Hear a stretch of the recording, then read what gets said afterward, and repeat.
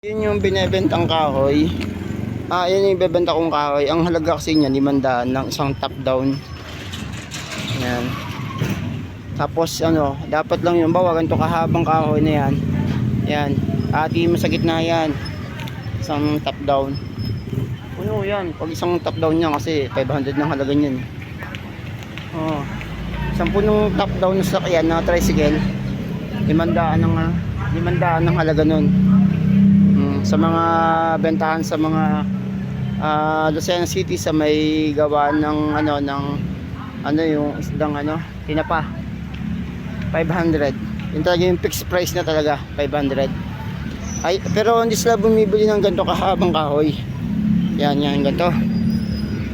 Yan, hindi sila bumibili ng ganyan. Kailangan puputulin pa sa gitna. Yan. So that's it.